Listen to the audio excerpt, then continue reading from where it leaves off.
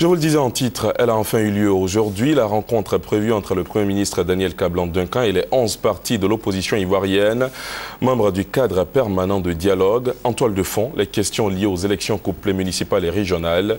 Les détails avec Alexise Ouedraogo.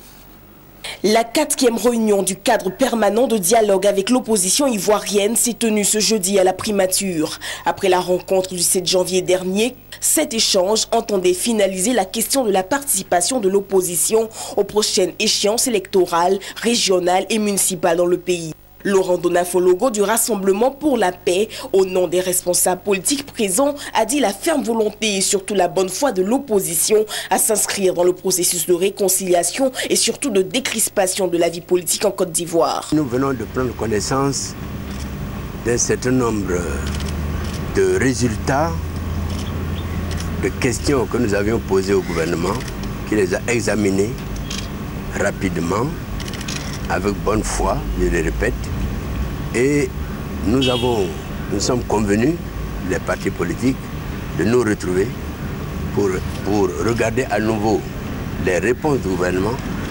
Et le Premier ministre nous a proposé que dès le début de la semaine, nous aurons des positions définitives sur plusieurs questions.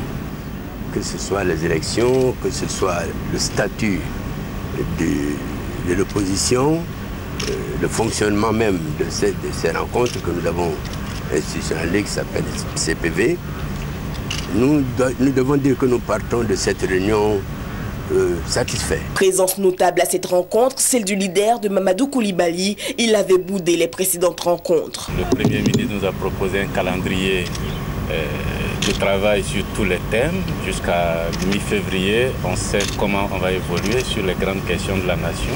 Je pense qu'on a une bonne vitesse. Le CPD est en train de reprendre vie.